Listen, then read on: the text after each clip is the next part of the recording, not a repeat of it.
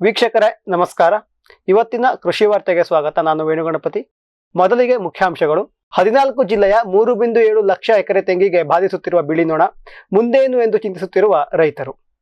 ಭಾರತದ ಕೃಷಿಯ ಆಯಾಮವನ್ನೇ ಬದಲಿಸುವ ಶಕ್ತಿ ಕೃತಕ ಬುದ್ಧಿಮತ್ತೆಗೆ ಇದೆ ಎಂದ BCG.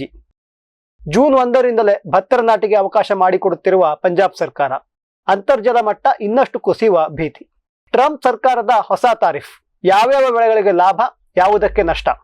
MG ನರೇಗಾ ಅಡಿಯಲ್ಲಿ ನಡೆಯುತ್ತಿರುವ ಅವ್ಯವಹಾರವನ್ನ ಹತೋಟಿಗೆ ತನ್ನಿ ಎಂದ ಸಮಿತಿ. ವಾರಂಗಲ್ನ ಚಪಾಟ ಮೆಣಸಿಗೆ ಸಿಕ್ಕ ಭೌಗೋಳಿಕ ಸೂಚ್ಯಂಕ, ಸಂತೋಷದಲ್ಲಿ ರೈತರು. ಇದೀಗ ವಾರ್ತೆಗಳ ವಿವರ.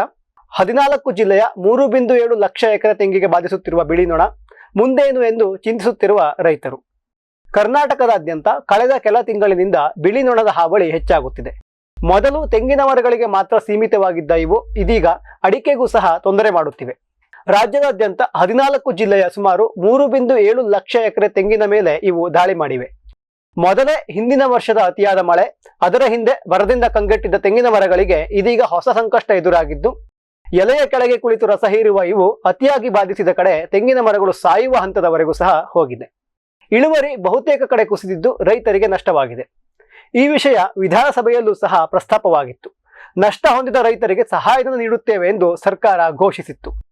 ಸರ್ಕಾರದ ಕಡೆಯಿಂದ ಆಶ್ವಾಸನೆ ಬಂದು 1 ತಿಂಗಳಾಗುತ್ತಾ ಬಂದಿದೆ. ಆದರೆ ಸದನದಲ್ಲಿ ಭರವಸೆ ನೀಡಿದ ನಂತರ ಸರ್ಕಾರ ತೆಂಗಿನ ಬೆಳೆಗಾರರ ಬಗ್ಗೆ ತಲೆಕೆಡಿಸಿಕೊಂಡಿಲ್ಲ. ಕನಿಷ್ಠವೆಂದರೂ ಎಕರೆಗೆ 50,000 ರೂಪಾಯಿ ಪರಿಹಾರ ಹಣವನ್ನು ನೀಡಬೇಕು ಎಂದು ರೈತರು ಒತ್ತಾಯಿಸಿದ್ದಾರೆ. ಭಾರತದ ಕೃಷಿಯ ಆಯಾಮವನ್ನೇ ಬದಲಿಸುವ ಶಕ್ತಿ ಕೃತಕ ಬುದ್ಧಿಮತ್ತೆಗೆ ಇದೆ ಎಂದ BCG. ಬಾಸ್ಟನ್ ಕನ್ಸಲ್ಟಿಂಗ್ ಗ್ರೂಪ್ನವರು unlocking AI's potential in India ಎಂಬ ವರದಿಯೊಂದನ್ನು ಬಿಡುಗಡೆಗೊಳಿಸಿದ್ದಾರೆ.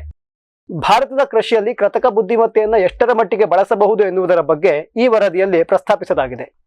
BGC ಕಳೆದ 1 ವರ್ಷದಿಂದ ಭಾರತದ ಕೃಷಿ ವಲಯ, ಕೃತಕ ಬುದ್ಧಿಮತ್ತೆ ಮತ್ತು AI ವಲಯದಲ್ಲಿ ಆಗುತ್ತಿರುವ ಬೆಳವಣಿಗೆಗಳನ್ನು ಗಮನಿಸುತ್ತಿದೆ. ಭಾರತದ 85% ರೈತರು ಮಧ್ಯಮ ಮತ್ತು ಸಣ್ಣ ಹಿಡುವಳಿದಾರರು. ಬಹಳಷ್ಟು ಬೆಳೆಗಳನ್ನು ಇಲ್ಲಿ ಮಳೆಯಾಶ್ರಿತದಲ್ಲಿ ಬೆಳೆಯುತ್ತಾರೆ. ಇಲ್ಲಿ ನಿಖರ ಕೃಷಿ ಮಾಡಲು ಹೆಚ್ಚಿನ ಅವಕಾಶ ಇದೆ. ರೈತರಿಗೆ ಬೆಳೆ ನಿರ್ವಹಣೆಗೆ, ರೋಗ, ಕೀಟ, ಹವಾಮಾನ ನಿರೀಕ್ಷಣೆಗೆ ಕರಾರುವಕ್ಕಾದ ವ್ಯವಸ್ಥೆಯ ಅಗತ್ಯ ಇದೆ. ಕೃತಕ ಬುದ್ಧಿಮತ್ತೆ ಇವೆಲ್ಲವನ್ನ ಮಾಡುತ್ತದೆ. ಜೊತೆಗೆ AI ಬಳಸಿ ಉತ್ಪಾದನೆಯನ್ನು ಸಹ 8% ಹೆಚ್ಚಿಸಬಹುದು. ಇವೆಲ್ಲವನ್ನ ನೋಡಿದರೆ ಕೃತಕ ಬುದ್ಧಿಮತ್ತೆಗೆ ಭಾರತದ ಕೃಷಿಯ ಆಯಾಮವನ್ನೇ ಬದಲಿಸುವ ಶಕ್ತಿ ಇದೆ ಎಂದು BCG ತನ್ನ ವರದಿಯಲ್ಲಿ ತಿಳಿಸಿದೆ. ಜೂನ್ 1ರಿಂದಲೇ ಭತ್ತದ ನಾಟಿಗೆ ಅವಕಾಶ ಮಾಡಿಕೊಡುತ್ತಿರುವ ಪಂಜಾಬ್ ಸರ್ಕಾರ. ಅಂತರ್ಜಲ ಮಟ್ಟ ಇನ್ನಷ್ಟು ಕುಸಿಯುವ ಭೀತಿ. ಪಂಜಾಬ್ ರಾಜ್ಯದಲ್ಲಿ ಮಿತಿ ಮೀರಿ ಅಧಿಕ ನೀರು ಬೇಡುವ ಭತ್ತ ಮತ್ತು ಗೋಧಿಯನ್ನ ಬೆಳೆಯಲಾಗುತ್ತದೆ. ಇದರಿಂದ ಅಂತರ್ಜಲ ಬತ್ತಿ ಪಾತಾಳಕ್ಕಿಳಿದಿದೆ. ಮೊದಲನೇ ಬೆಳೆಯನ್ನಾದರೂ ಮಳೆಯಾಶ್ರಿತದಲ್ಲಿ ಬೆಳೆಯಲು ರೈತರಿಗೆ ಪ್ರೇರೇಪಿಸಬೇಕು ಎಂದು ಸರ್ಕಾರಗಳ ಯೋಚನೆ. ಅದಕ್ಕಾಗಿಯೇ 2009ರಲ್ಲಿ ಆವಾಗಿನ ಸರ್ಕಾರ ರಾಜ್ಯದಾದ್ಯಂತ ಸರಿಯಾಗಿ ಮಳೆ ಹಿಡಿಯುವ ತನಕ, ಅಂದರೆ ಜೂನ್ 15ರವರೆಗೆ ಭತ್ತದ ನಾಟಿ ಮಾಡುವುದನ್ನು ನಿಷೇಧಿಸಿತ್ತು. ಬರುವ ವರ್ಷಗಳಲ್ಲಿ ಮಳೆ ಮಾರುತದ ವ್ಯತ್ಯಯದಿಂದ ಈ ದಿನಾಂಕ ಜೂನ್ 25ರ ತನಕ ಹೋಗಿದೆ. ಮಳೆ ಸರಿಯಾಗಿ ಬಂದ ನಂತರ ಭತ್ತವನ್ನು ಮುಖ್ಯ ಗೆದ್ದೆಗಳಿಗೆ ನಾಟಿ ಮಾಡಲು ಅವಕಾಶ ನೀಡಲಾಗುತ್ತದೆ. ಆದರೆ ಈ ವರ್ಷ ಪಂಜಾಬ್ನ ಸರ್ಕಾರ ಈ ಎಲ್ಲ ನಿಯಮಗಳನ್ನು ಗಾಳಿಗೆ ತೂರಲು ಹೊರಟಿದೆ. ನೂತನ ಆಮ್ ಆದ್ಮಿ ಸರ್ಕಾರ ರೈತರಿಗೆ ಜೂನ್ 1ರಿಂದಲೇ ನಾಟಿ ಮಾಡಲು ಅವಕಾಶ ನೀಡತೊಡಗಿದೆ. ಇದರಿಂದ ಮಳೆ ಬರುವ ಮೊದಲೇ ಕೊಳವೆ ಬಾವಿಯಿಂದ ನೀರು ಹರಿಸಿ ರೈತರು ಗದ್ದೆಗೆ ನೀರು ತುಂಬಿಸಿ ಭತ್ತವನ್ನ ನೆಡಲು ಆರಂಭಿಸುತ್ತಾರೆ. ಇದರಿಂದ ಅಂತರ್ಜಲ ಮಟ್ಟ ಇನ್ನಷ್ಟು ಕುಸಿಯುತ್ತದೆ ಎಂದು ಕೃಷಿ ತಜ್ಞರು ಆತಂಕ ವ್ಯಕ್ತಪಡಿಸಿದ್ದಾರೆ. ಇದೀಗ ಒಂದು ವಾಣಿಜ್ಯ ವಿರಾಮ.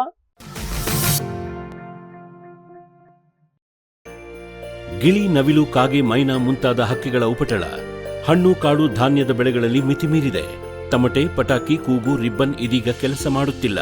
ಹಕ್ಕಿ ಬೆದರಿಸಿ ಓಡಿಸಲು ಬಂದಿರುವ ವೈಜ್ಞಾನಿಕ ಉಪಾಯ ಗ್ರೆಸ್ ಇಕೋ ಸೈನ್ಸಸ್ನವರ ಜೈವಿಕ ಧ್ವನಿ ತಂತ್ರಜ್ಞಾನ.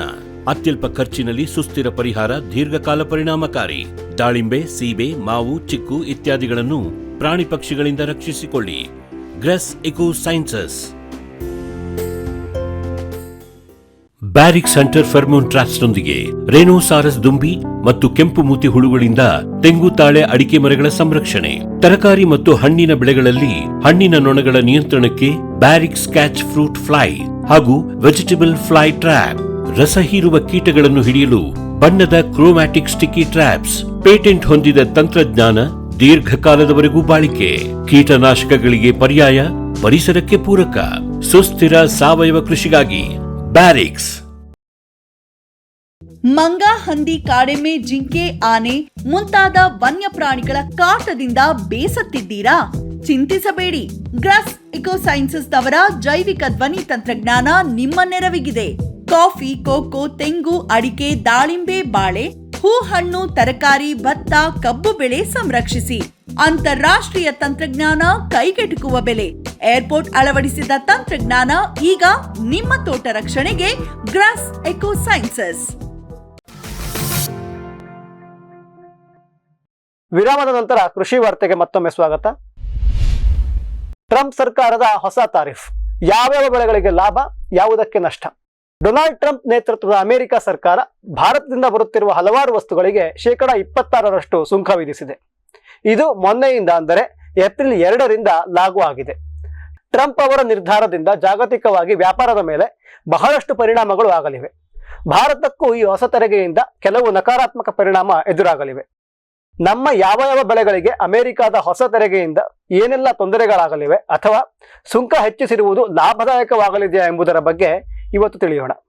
ಭಾರತದಿಂದ ಅತಿ ಹೆಚ್ಚಾಗಿ ಅಮೆರಿಕಾಗೆ ರಫ್ತಾಗುವ ಕೃಷಿ ಪದಾರ್ಥವೆಂದರೆ ಅದು ಭತ್ತ. ಅದರಲ್ಲೂ ಪ್ರಮುಖವಾಗಿ ಉತ್ಕೃಷ್ಟ ಗುಣಮಟ್ಟದ ಬಾಸುಮತಿ ಭತ್ತ ಭಾರತದಿಂದ ಅಮೆರಿಕಾಗೆ ರಫ್ತಾಗುತ್ತದೆ.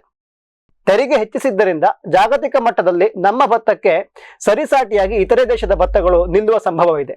ಆದರೆ ಗುಣಮಟ್ಟದ ವಿಷಯದಲ್ಲಿ ಭಾರತದ ಬಾಸುಮತಿಗೆ ಸರಿಸಾಟಿ ಇಲ್ಲದ ಕಾರಣ ನಮ್ಮ ಭತ್ತಕ್ಕೆ ಅಮೆರಿಕಾದಲ್ಲಿ ಬೇಡಿಕೆ ಕಡಿಮೆ ಆಗುವ ಸಂಭವ ಇಲ್ಲ ಎಂದೇ ಹೇಳಲಾಗಿದೆ. ಇನ್ನು ಭತ್ತದ ನಂತರ ಅತಿ ಹೆಚ್ಚಾಗಿ ಅಮೆರಿಕಾಗೆ ಹೋಗುವುದು ಸಾಂಬಾರು ಮಸಾಲೆ ಪದಾರ್ಥಗಳು. All India Spice export forum ಅವರ ಪ್ರಕಾರ ತೆರಿಗೆ ಹೆಚ್ಚಳ ನಮ್ಮ ರೈತರಿಗೆ ನಕಾರಾತ್ಮಕ ಪರಿಣಾಮವನ್ನ ಬೀರಲಿದೆ. ಮೊದಲಿದ್ದ ಬೆಲೆಯನ್ನೇ ಮುಂದುವರಿಸಿದರೆ ರೈತರಿಗೆ ಸಿಗುತ್ತಿದ್ದ ಲಾಭದ ಪ್ರಮಾಣ ಕಡಿಮೆ ಆಗಲಿದೆ. ಅಕಸ್ಮಾತ್ ದರ ಏರಿಸಿದರೆ 26% ಸುಂಕ ಸೇರಿದಾಗ ಭಾರತದ ಮಸಾಲೆಗಳ ಬೆಲೆ ಜಾಸ್ತಿಯಾಗಿ ಅಮೆರಿಕ ದೇಶದ ವ್ಯಾಪಾರಿಗಳು ಬೇರೆ ದೇಶದಿಂದ ಮಸಾಲೆಗಳನ್ನು ತರಿಸಿಕೊಳ್ಳುವ ಲಕ್ಷಣ ಇದೆ. ಇನ್ನು ಅಮೆರಿಕದ ನಿರ್ಧಾರದಿಂದ ಅತಿ ಹೆಚ್ಚು ತೊಂದರೆಗೊಳಗಾಗುವುದು ಮಿಡಿ ಸೌತೆ ಎನ್ನಲಾಗಿದೆ. 2023-24ರಲ್ಲಿ ಭಾರತದಿಂದ ಮಿಡಿ ಸೌತೆಯನ್ನು ಅತಿ ಹೆಚ್ಚಾಗಿ ಅಮೆರಿಕಾಗೆ ಕಳಿಸಲಾಗುತ್ತಿತ್ತು. ಈ ಮೊದಲು ಗರ್ಕಿನ್ಗೆ 9% ಮಾತ್ರ ಸುಂಕ ಬೀಳುತ್ತಿತ್ತು. ಆದರೆ ಇದೀಗ 26% ಸುಂಕ ಬೀಳುವುದರಿಂದ ಗರ್ಕಿನ್ ಅಮೆರಿಕಾದಲ್ಲಿ ದುಬಾರಿಯಾಗಲಿದೆ. ಭಾರತದ ಮಿಡಿ ಸೌತೆಯನ್ನ ಮೆಕ್ಸಿಕೋ, ಕೆನಡಾ ಅಥವಾ ಟರ್ಕಿಯ ಗರ್ಕಿನ್ಗಳು ಆಕ್ರಮಿಸುವ ಆತಂಕ ಇದೆ. ಇದೇ ರೀತಿಯ ಭಯ ಭಾರತದಿಂದ ಹೋಗುತ್ತಿದ್ದ ಮೀನು ಮತ್ತಿತರ ಸಮುದ್ರ ಜೀವಿಗಳ ಮಾರುಕಟ್ಟೆಯ ಮೇಲಾಗಿದೆ. ಭಾರತದಿಂದ ಹೋಗುವ ಸೀಗಡಿ, ಸಮುದ್ರ ಮೀನಿಗೆ 26% ತೆರಿಗೆ ಬೀಳಲಿದೆ. ಆದರೆ ಇಕ್ವೆಡಾರ್ನಿಂದ ಬರುವ ಸಮುದ್ರ ಜೀವಿಗಳಿಗೆ ಅಮೆರಿಕ ವಿಧಿಸುತ್ತಿರುವುದು ಕೇವಲ 10% ಸುಂಕ. ಇಲ್ಲಿವರೆಗೂ ಸಹ ಭಾರತದ ಸೀಗಡಿ ಅಮೆರಿಕದ ಮಾರುಕಟ್ಟೆಯಲ್ಲಿ ಅಗ್ರಜನಾಗಿತ್ತು. ಆದರೆ ಇದು ಸಹ ಸದ್ಯದಲ್ಲಿ ಬದಲಾಗಲಿದೆ ಎನ್ನಲಾಗಿದೆ. ಇಷ್ಟೆಲ್ಲ ನಕಾರಾತ್ಮಕ ಪರಿಣಾಮವಾದರೂ ಸಹ ಸುಂಕ ಏರಿಸುವುದರಿಂದ ಭಾರತದ ಗೋಡಂಬಿಗೆ ವರದಾನವಾಗಲಿದೆ. ಇನ್ನು ಬೇರೆಲ್ಲ ಬೆಳೆಗಳ ಮೇಲೆ ಹೊಸದಾಗಿ ವಿಧಿಸಿರುವ ಸುಂಕ ನೀತಿಯ ಪರಿಣಾಮ ಏನಾಗಲಿದೆ ಎನ್ನುವುದನ್ನು ಕಾದು ನೋಡಬೇಕಾಗಿದೆ. ಎಂಜಿ ನರೇಗಾ ಅಡಿಯಲ್ಲಿ ನಡೆಯುತ್ತಿರುವ ಅವ್ಯವಹಾರವನ್ನು ಹತೋಟಿಗೆ ತನ್ನಿ ಎಂದ ಸಮಿತಿ. 2021-22ರಲ್ಲಿ ಎಂಜಿ ನರೇಗಾ ಕಾರ್ಡ್ ಅನ್ನು ಹೊಂದಿದವರ ಗಣತಿಯನ್ನ ಮಾಡಲಾಗಿತ್ತು. ಆ ಗಣತಿಯಲ್ಲಿ ಆಧಾರ್ ಜೊತೆಗೆ ಹೆಸರು ಸರಿ ಹೊಂದಿಲ್ಲ, ಅವ್ಯವಹಾರ ನಡೆದಿದೆ, ಇವರು ಅರ್ಹರಲ್ಲ ಎಂಬ ಹಲವಾರು ಕಾರಣವೊಡ್ಡಿ ಸುಮಾರು 50.31 ಲಕ್ಷ ಕೆಲಸದ ಕಾರ್ಡ್ಗಳನ್ನು ರದ್ದು ಮಾಡಲಾಗಿತ್ತು. ಇದರ ವಿರುದ್ಧ ಜನಸಾಮಾನ್ಯರು ತಿರುಗಿಬಿದ್ದು ನ್ಯಾಯಾಲಯದ ಮೊರೆ ಹೋಗಿದ್ದರು.